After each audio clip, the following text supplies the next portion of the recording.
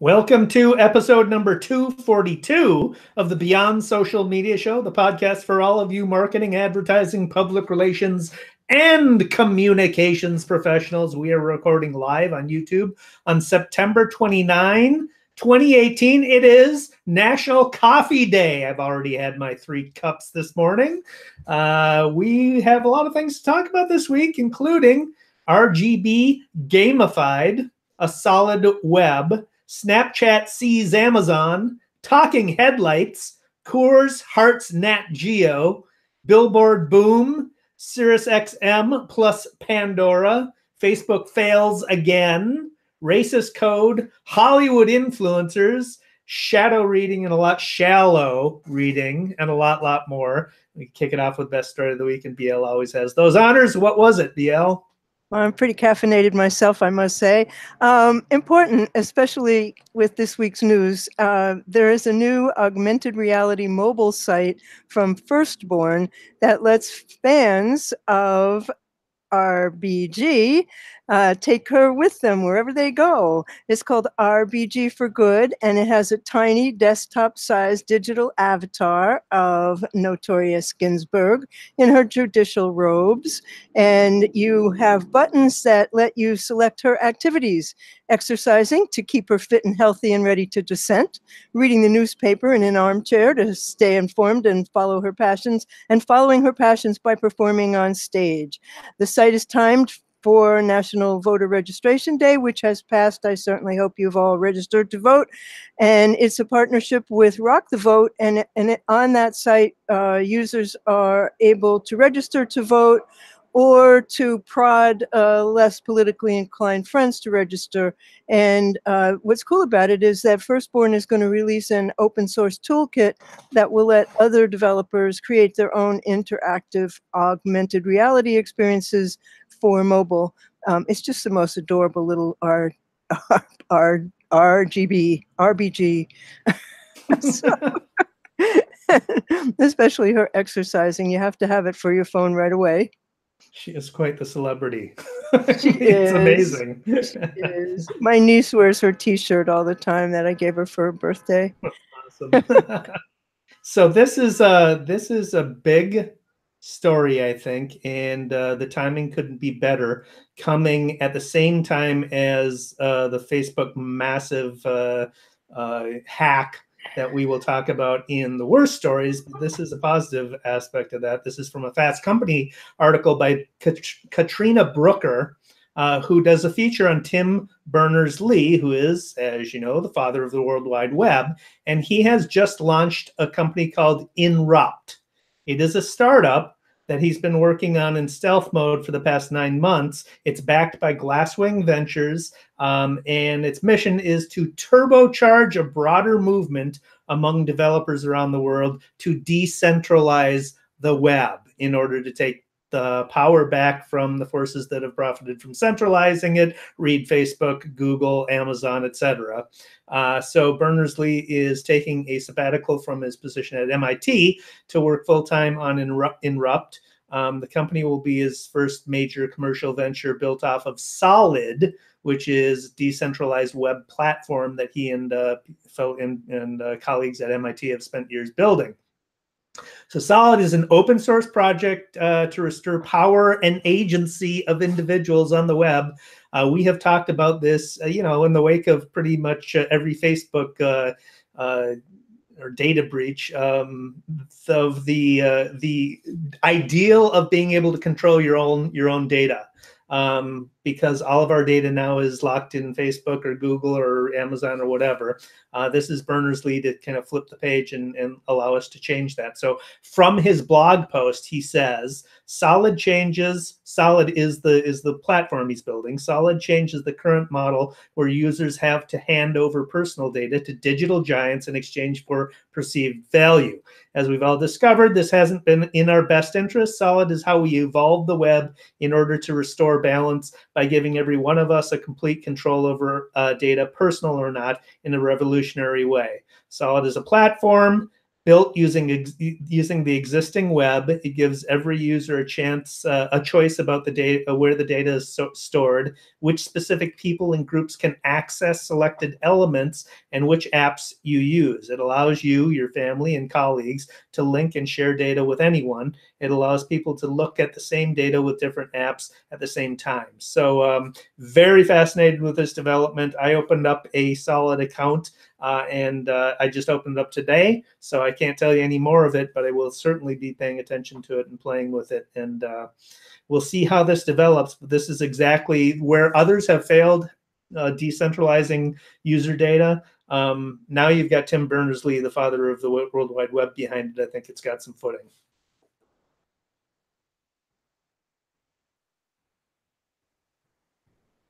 Sorry, I froze for just a moment there. Can you hear me? I can hear you. Oh, okay, I saw that little beach ball thing. It's so freaking scary.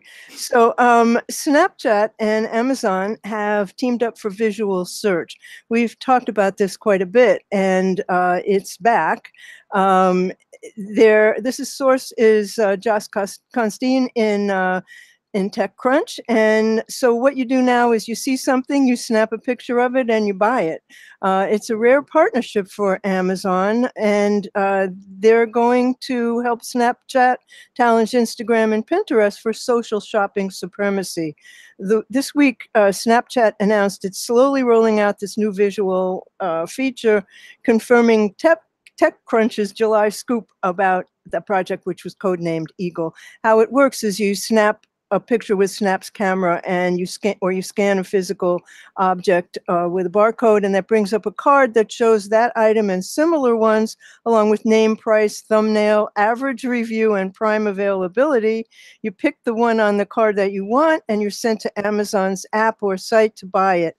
Snapchat determines if you're scanning a song, a QR code, or an object, and then Amazon's machine vision tech recognizes the logos, the artwork, the package. It's quite astounding, and it finds the product, and it's rolling out to a small percentage of users in the US before other countries.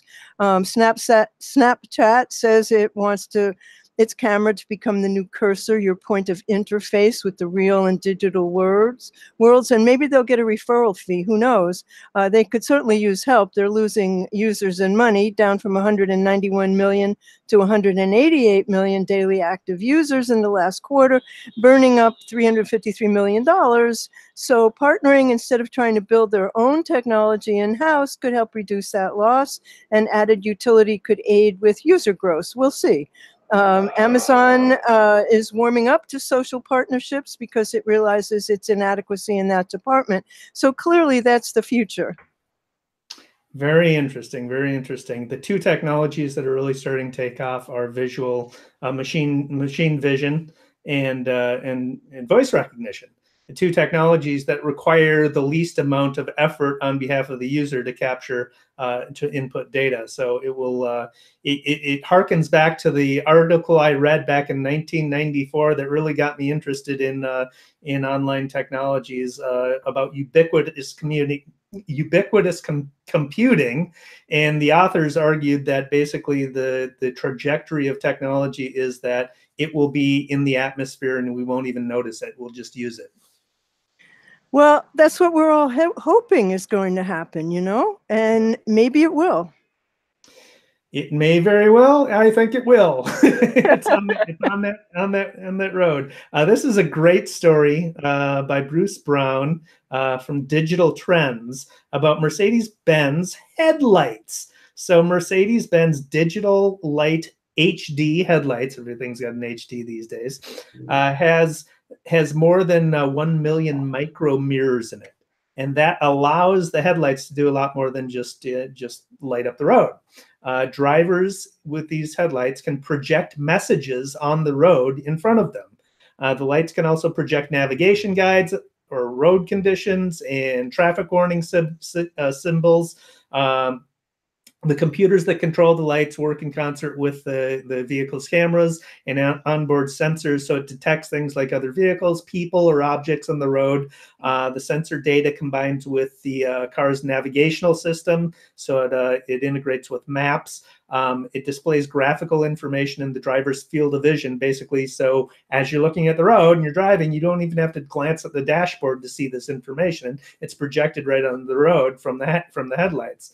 On request, drivers can have a guideline with light trails equal to your car's width, so you're staying within the lanes. If there's a pedestrian nearby, an arrow will point to their location. You can show graphic warnings that include symbols and signs for low grips, road surfaces, construction sites, impending rear end collisions, and then a driver assist graphics include lane keeping, as I said, blind spots, speed limit symbols and signs. The promo video, which we'll have in the show notes, shows a Mercedes-Benz parked in a public square at night. A woman walks by while staring at her smartphone, and the headlights project in her path. Hey, look up on the ground. There's another woman who walks by with earbuds in, and the headlights project musical notes on the ground in front of her path. There's a jogger who stops to tie her shoes, and the headlines say, "Doing great, now keep going." Elderly couple stops to stare at something on the horizon, and the car projects a heart with an arrow through it. So very cool, very clever video trailer for this technology. My camera died. I don't know why. I've been trying to fix it, so you just have to listen to me. Sorry about that. Yeah. Speaking of partnerships, I love those headlights. I wish I had them. NatGeo and Coors have teamed up. It may seem an odd teaming. They announced a new branded partnership with Coors Light. It's called My Next, and it's aligned with Coors' Thirst for More narrative. NatGeo sent 2 of their explorers and film crews on scientific expeditions outside their normal areas of research to discover their next adventure. These expeditions included Andre Russo, a geologist who left the boiling Amazon River to study the stunning Icelandic tundra. And then there was Erica Bergman, a submarine pilot who left her aquatic world to experience life among howler monkeys in the Costa Rica treetops. It's a multi-platform initiative. It has branded documentary video, interactive maps, photo journals chronicling their adventure, and all on a digital hub. And Coors is on a mission to celebrate those individuals who embody the spirit of an explorer and help them make their mark on the world, and provide them with beer, of course. So they want to build a community of like-minded adventurers to explore their stories with other explorers like you. So they are on a site called My Next, and if you take a look at it, you will see how you can join up. Kind of cool, and you'll have plenty of beer, apparently. But if you're on your adventure, how does the beer stay cold? That's my question. That's a good question. So this is an interesting headline. Billboards are back. This is from Recode. Rani Molla is the writer, who reports that ads on billboards, buses, and venues like stadiums are expected to see record spending this year. Worldwide ad spend on out-of-home advertising expected to reach $38 billion this year. That's up 3% since last year and 35% since 2010. Netflix and Alibaba are among the tech companies that have made big investments in outdoor ad companies, and Google is reportedly introducing an ad product for billboards and other outdoor displays. So why is the big question? Well, you think about it, our mobile phones track everywhere we go. We leave digital footprints of where we're at. So there's a much clearer picture technology-wise. You can paint a much clearer picture of where people are and what they're spending, and relate that to actual physical billboards. So ad buyers can better understand the impact of the outdoor advertising by tracking how many people are walking by an ad, their demographics, and what they buy after they walk by the ad. Additionally, out-of-home ads have become easier to purchase. It's becoming more like a programmatic ad buy. And the actual billboards are also becoming more digital. So a lot of them are getting retrofitted to be digital displays rather than the kind you used to have to paint on. Well, I think that everything old is getting to be new again. I mean, it really is quite remarkable, some of the things that are coming back around. But I'm very excited about what Tim Berners-Lee is doing, and I wonder if anything's been said about the financial model. Yeah, I think it's what did I got to remember what he said about that. He's got it's I think it's the company, the model is building open source and letting other developers develop on it. So it's kind of like what Oracle had open source something. I can't remember what. Anyway, read the article. I can't remember. Yeah, but exactly. something has to pay for it. So strange things have happened all week long, and I've been kind of looking at diversions, and one that I came across was a little a small kangaroo that escaped from an animal sanctuary in South Florida with the help of a goat, and hopped around this neighborhood in South Florida for 2 days. So as you can imagine, it's kind of unusual to see a kangaroo in South Florida, and this created a bit of a panic among the authorities. So the 5-year-old eastern gray kangaroo set off this wide multi-agency search, complete with drones and tranquilizers and high drama.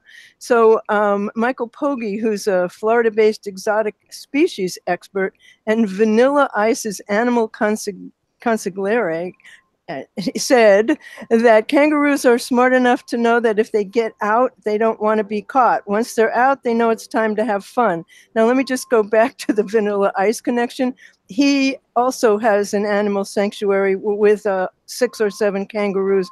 I can't imagine why. But in any case, the kangaroo was on the loose for almost 48 hours, and then he was found, and he's back home with his mate, who apparently was pining for him. So, all's well that ends well. But it went wild on social media. Have you seen this kangaroo was a hashtag, and it was really kind of funny.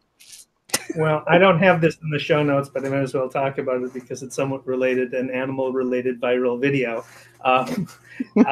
National Public Radio, I found it, probably other people have reported it, had a video of a sea lion who slapped a kayaker. That's the funniest thing that happened with an octopus. It's insane. I did have that in the show notes at the end. I know, and I couldn't stop watching the video. It's amazing. Wow. Why? I think that the sea lion wasn't liking the news or something. I don't know. I mean, really, it was trying to eat the kangaroo. I mean, the the octopus. Now we got our stories all yeah, really. Here. But that was yeah, I've watched that video countless times. I can't stop looking at it. So I don't have any more good news. One big thing here, and I just threw this in the last moment, so I don't have much to say about it, except I think it's big news. Sirius XM buying Pandora. So they have an agreement to buy Pandora for approximately $3.5 billion. But just the combination of the two gives Pandora a lot more content and gives Sirius XM another channel for distribution. So together, that's pretty powerful and probably bodes well for podcasting. Oh, that's true. I mean, there's been a whole lot of podcast-related news, and I mean, this is very much like the early '90s when companies were saying, "What do we need a website for?" And certain companies were getting in and becoming prominent, and now smart companies are podcasting, and there's more every day, and there's so many really fascinating ones. I find new ones every week. We really ought to add a section here on podcasts of the week or something like that, because I keep on coming across ones I love. It's not a bad idea. Does that bring us to bad news? It does. What do you got? Well, you got it. What's the worst story? We all know what it is. There's a double terrible Facebook story this week.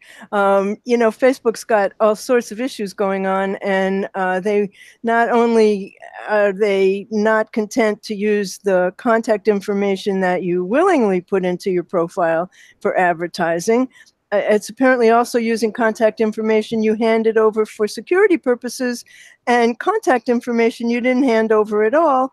And that was, but that's collected by other people's contact books, which is a hidden layer of details that Facebook has about you, and that's come to be called the shadow contact information. This is from a story by Kashmir Hill at Gizmodo. And in addition to all of this, which we'll get to, Facebook was hacked this week, and I'll tell you at the end of this what you need to do.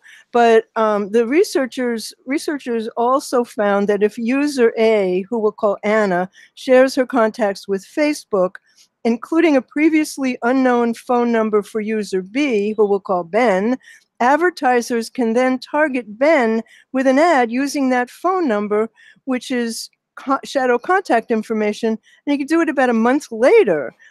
Ben can't access his shadow contact information because that would violate Anna's privacy, according to Facebook. So he can't see it or delete it, and he can't keep advertisers from using it either, for God's sake. So the lead author on the research paper, whose name I'm going to butcher, Girahari Venkatadri, said this was the most surprising finding, that Facebook was targeted ads using information not directly provided by the user or even revealed to you. It gets worse. Facebook refuses to disclose these shadow details to users in Europe, where the privacy laws are stronger and explicitly required to tell users what data it has on them. So a UK resident whose name is Rob Blackie was asking Facebook to hand over his shadow contact information, but Facebook told him it was part of, quote, confidential algorithms, end quote. We are not in a position to provide you these precise details of our algorithms, which of course are his information.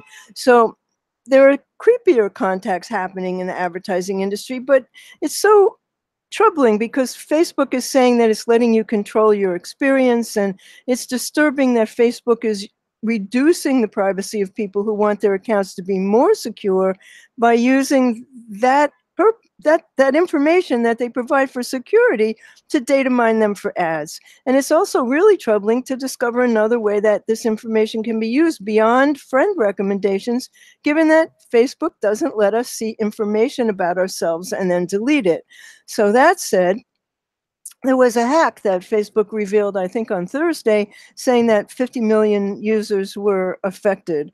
And the only real way to know if you were affected, well, one of the ways to know, because Facebook apparently isn't telling us, is to go into your security data and look at the devices that have logged in. If you don't recognize any of them, then kick them out, delete them so that and change your password, of course. And, hope for the best, folks.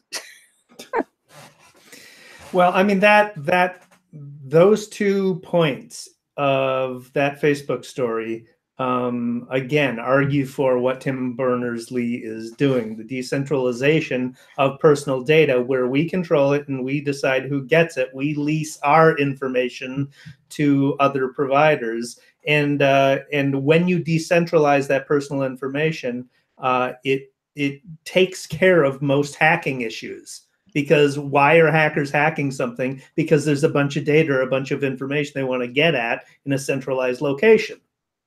So well, you're going to have to provide some information to use the new web. I mean, of course you are, but if you hackers, not if the information is too difficult to get at. That's the whole point of decentralizing information. If there's not how many billions of users on Facebook, all they need to do is hack Facebook to get at all that data. Well, if they're all true. spread out everywhere, then they got to hack each one individually. They're not going to do that. Well, I've been hoping for a long time that something was going to come along and replace Facebook. I think a lot of us have. And this, if anybody can do this, it's Tim Berners-Lee. Yeah. And, I really applaud the fact that this is going on, and I will sign up immediately and see what's out there. Yeah. So my worst story is something that I've been wanting to talk about for a while. I just kept putting it off, but it is still relevant, and it is a article by Ollie Breland of The Guardian, who talks about researchers at MIT Media Lab who think that facial recognition software has problems recognizing black faces. This is the issue we have addressed in the past, but this article goes into more depth about why that is. So and why that is largely because the algorithms are written by typically white engineers who dominate the technology sector. And the algorithms they write are built on pre-existing code libraries that are also written by largely white engineers. So the problem is that coders construct the algorithms. As they construct the algorithms, they focus on facial features that may be more visible in one race but not another. And the code that results is geared to focus on white faces and mostly tested on white subjects. So even though the software is built to get smarter and more accurate by machine learning, the training data it uses is often composed of white faces, and the code learns by looking at more white people, and it doesn't help it improve with a diverse array of races. The technology industries, however, are not exclusively white. There's a large Asian and South Asian population that are well represented in technology. But it may not be enough diversity to fix the problem. The research suggests that the status quo simply isn't working for people of all colors. The National Institute of Technology Standards says facial recognition software is actually more accurate on Asian faces when it's created by firms in Asian countries.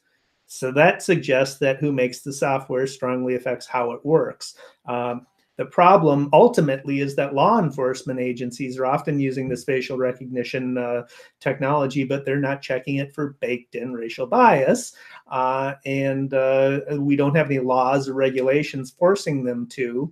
And often law enforcement agencies are not going to even talk about the fact that they're using these technologies as well. So it is inherently built-in institutional bias and technology bias that needs to be addressed. That is really a very, very major issue. Yeah. And I don't think it's going to have a solution anytime now, soon. I have to admit that I was so disturbed by the news this week that I just kept looking for things that were insignificant in terms of politics. And here's one that, Halloween's around the corner, and Urban Outfitters has a Halloween ripoff for you. There's already been an instance where where costumes have had to be recalled, but nothing says insta-famous like paying $59 for a package of crap. That's what Devin Maloney at The Verge said about this Urban Outfitters influencer Halloween costume. They're selling a bra and leggings for $59 as an influencer Halloween costume. And it's a set, he says, that truly screams, fuck it, I'll buy anything. It literally consists of a pair of leggings and a super crop top that they call a sports bra. And it costs $59 American dollars. But the fun doesn't stop there. They suggest that you complete the look by having a very plastic-looking platinum blonde wig, which is $16, a $70 pair of Fila sneakers, and $10 on sale, no longer available in black, canvas baseball hat. So altogether, your influencer costume comes out to $155, and the sunglasses are up to you. Preferably, they'll be designer. And you know what? People are going to wear that. It doesn't come with followers, though, does it? No, this is how you're going to get followers, I guess. I mean, yeah. Well, I'm not. Well, neither do a lot of so-called influencers, but that's a whole nother story, isn't it? Yeah. So this is a too long must read, and actually, it is a must read. You should read it. Everyone should read it. This is from Marianne Wolf of The Guardian, who talks about how online reading is changing the way our brains are wired, basically. Think about it. Online reading, the vast amount of information people read to consume, encourages just online behavior, encourages scanning, because there's so much information people need to get through, and people just naturally scan online anyway. But this comes at the expense of deep reading. So I'm going to read two paragraphs from this, and you can read the rest on the site. But as UCLA psychologist Patricia Greenfield writes, the result is that less attention and time will be allocated to slower, time-demanding reading processes like inference, critical analysis, and empathy, all of which are indispensable to learning at any age. Increasing reports from educators and from researchers in psychology and the humanities bear this out. English literature scholar and teacher Mark Edmondson describes how many college students actively avoid the classic literature of the 19th and 20th centuries because they no longer have the patience to read longer, denser, more difficult texts. We should be less concerned with students' cognitive impatience, however, than by what may underlie it, the potential inability of large numbers of students to read with a level of critical analysis sufficient to comprehend the complexity of thought and argument found in demanding texts, whether in literature, in science, in college, or in wills, contracts, and the deliberately confusing public referendum questions citizens encounter in the voting booth.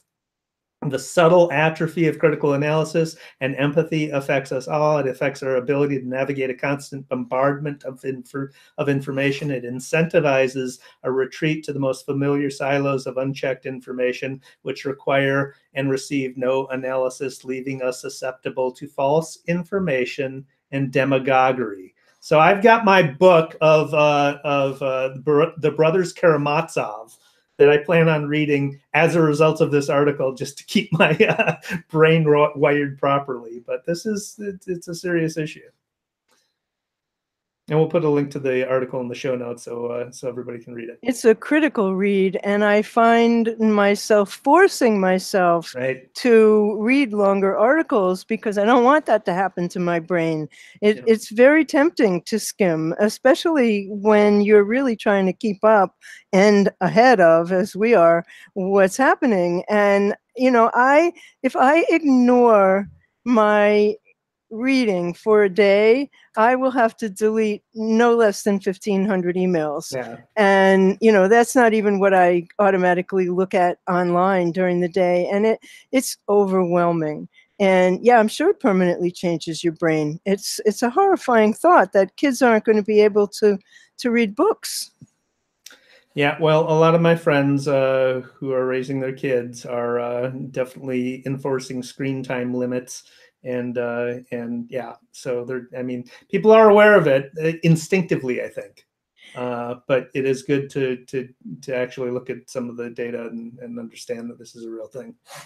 So we want you all to read through all the articles that we post in the show notes today. But print them out. Yeah, print them out and read them. It makes a difference of whether you read them online or read them. One of the things that the article mentions is online, you don't really have the natural ability to go back and re-reference something that you've already read. You typically don't do that when you read online, but I often do it when I'm reading in print. Well, I use Digo, and I have I annotate things that I read, and I put them into what they call outliers, which are folders. And I do go back to things when I'm, I remember that I read something like, what was that? And I can go back to that. I recommend Digo highly. Okay. You use it? I don't even know what that is. It's diigo.com. I'll put a link to it in the show notes. It goes with that story really well. All right. Well, BL, I'm using that as my my shiny new stuff because I don't have any today. So thanks for that. Okay, well, I have one shiny new thing, and it's called Gun Sense Voter, and it's from gunsensevoter.org, and you put in your address and you get a list of candidates in your area who support sensible gun laws. I really like this, and I hope that you will all take a look at it if you care about our future. All right. Politics? David, yeah. Politics. Okay. If you haven't seen this is just, I've never seen anything like this, and I don't know if anybody has.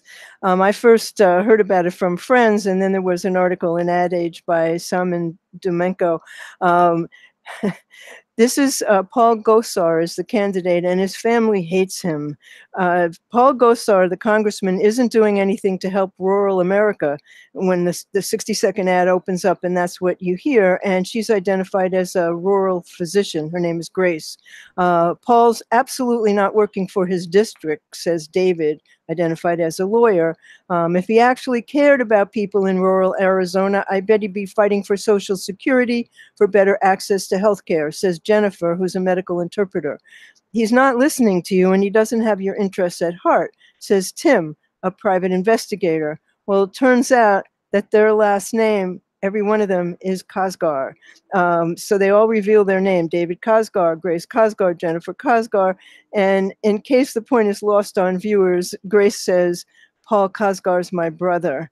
And then they say that they let's see who shows up. Joan and Gaston show up to formally endorse their brother's opponent, Dr. David Brill. The ad was released on last Friday on social channels by the Brill for Congress campaign. Gosar, who represents Arizona's 4th congressional district, is really quite a character.